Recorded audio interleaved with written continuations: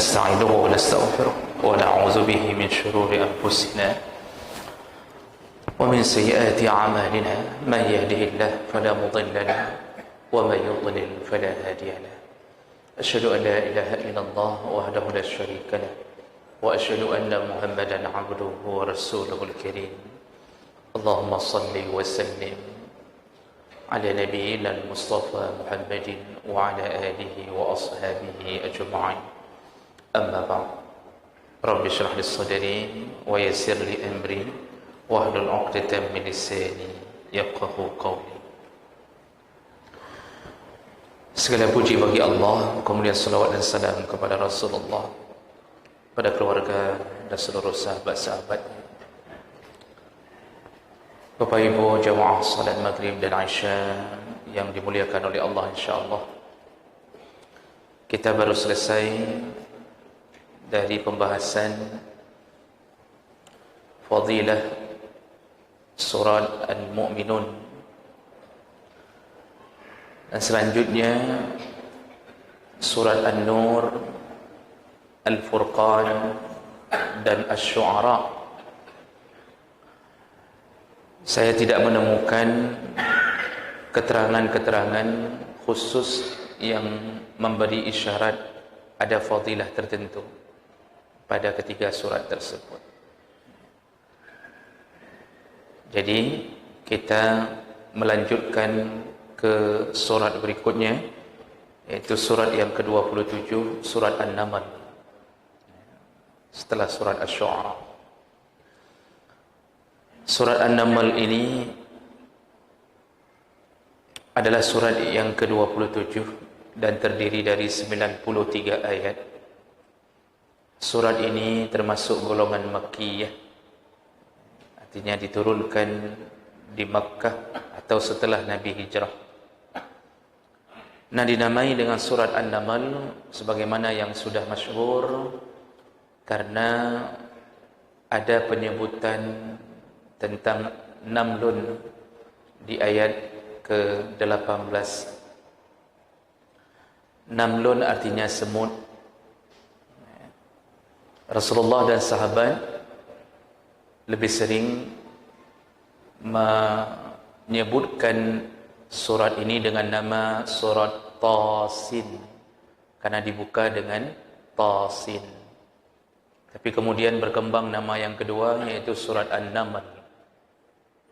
Jadi diambillah kata semut menjadi inti daripada isi surat ini. Bapak Ibu yang dimuliakan Allah Subhanahu wa taala, ada apa sehingga nama semut menjadi inti daripada nama surat ini? Kita lihat ayatnya dari ayat yang ke-17. Allah Subhanahu wa taala menyebutkan wa husyira li Sulaimana min junuduhu minal jinni wal insi wat thairi fahum yuza'un. Allah mengatakan dan dikumpulkan atau dihimpunkan kepada Sulaiman dan tentara-tentaranya, yaitu minal jinni, dari golongan jin, dan al-insi, dari manusia, wat-tayr, dan dari golongan burung-burung, fahum yuza'un. Mereka berbaris dengan tertib. Nah, ini dulu dalam ayat yang ke-17 Allah ingin menyebutkan tentang kekuasaan Allah yang Allah titipkan sedikit kepada Sulaiman alaihissalam. Sulaiman alaihissalam salah satu Nabi Allah yang pernah berdoa kepada Allah meminta kerajaan yang tidak pernah ada sebelumnya dan tidak akan pernah ada sesudahnya. Dan ternyata Allah memakbulkan doa Sulaiman, diberikanlah kerajaan yang benar-benar tidak pernah ada sebelum Sulaiman dan tidak akan pernah berulang kerajaan itu setelah Sulaiman. Allah izinkan kepada Nabi Sulaiman untuk menundukkan bangsa jin, manusia, dan bahkan hewan, itu berupa burung-burung. Dan ini sebenarnya yang mau diceritakan bukan hebatnya Nabi Sulaiman, tapi hebatnya Allah. Makanya Nabi Sulaiman di ujung ayat nanti, di ayat ke-19, malah dia berdoa kepada Allah ya, untuk memberinya rasa syukur atas apa yang telah diberikan Allah. Jadi kita ini tidak ada apa-apanya tanpa pemberian Allah. Maka yang sudah diberi oleh Allah tidak perlu merasa sombong dengan apa yang diberi. Oh, wajah kita lumayan ganteng. Kebetulan mama kita, ayah kita menikah sama-sama yang punya paras cantik dan ganteng. Itu kan kebetulan. Dan kita pun dilahirkan dalam keadaan tidak meminta untuk ganteng. Jadi yang beri ganteng itu siapa? Allah. Maka yang ganteng-ganteng jangan merasa sombong. Ada yang mengatakan, enggak Ustaz, saya enggak sombong. Memang enggak ganteng, gimana mau sombong? Nah, jadi kita punya kekuatan, oh hebat, tinggi badan, macam-macam, kekar. Itu Allah beri. Banyak orang kekar ujung-ujungnya cuci darah juga. Dulu pemain voli, kalau terbang, Masya Allah, melesat bola. Sekarang tercampak di atas kasur. Makanya ketika diberi Allah, tidak perlu sombong. Siapapun kita.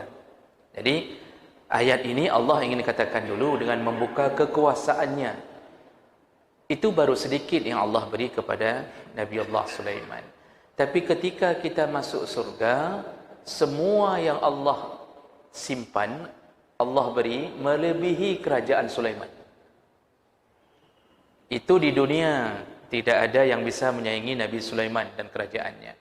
Ketika masuk surga, maka kerajaan Sulaiman begitu kecilnya dibandingkan nikmat surga. Ya, semua tunduk di bawah kita karena Allah yang memberinya. Dayang-dayang akan terus melayani tanpa mengenal lelah, tidak perlu dibayar, dan kita boleh meminta apapun yang kita suka. Walahum ma yadda'un dalam surat Yasin. Dan mereka akan kuberikan apapun yang mereka suka. Apapun. Coba pikirkan sesuatu permintaan yang belum pernah difikirkan oleh Nabi Sulaiman di masa itu, Allah beri di surga Allah. Makanya kalau mau lebih hebat daripada kerajaan Sulaiman, tunggu Allah masukkan kita ke dalam surganya.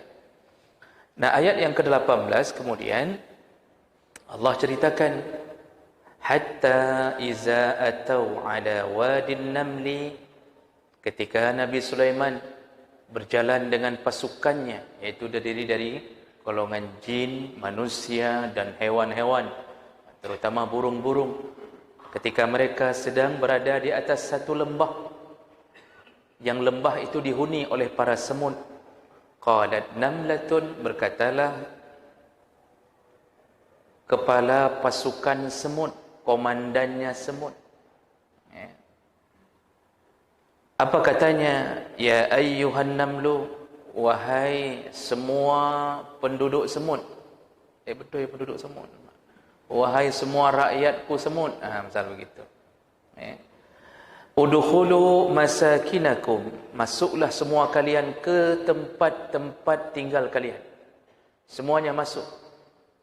Kalau bahasa kita ke lubang-lubang, tapi bagi mereka itu rumah terindah. La yahtimannakum Sulaimanu wa junuduhu wa hum la yash'urun. Segera masuk, katanya. Kenapa? Bisa jadi engkau akan terinjak oleh Nabi Sulaiman dan pasukannya, sedangkan mereka tidak menyadarinya. Jadi di sini penyebutan kalimat namlun menjadi inti daripada nama surat ini karena pertama Allah ingin ceritakan kekuasaannya ke atas hamba. Allah bisa beri apapun. Yang kedua, Allah ingin membuat sebuah pemahaman bahawa ada orang-orang yang Allah bisa lebihkan di atas dunia ini dengan mengetahui bahasa atau kehidupan orang, kehidupan binatang yang tidak secara umum tidak diketahui oleh banyak orang. Maka Nabi Sulaiman kemudian yang terjadi di ayat ke-19, fatabassama dhahikan.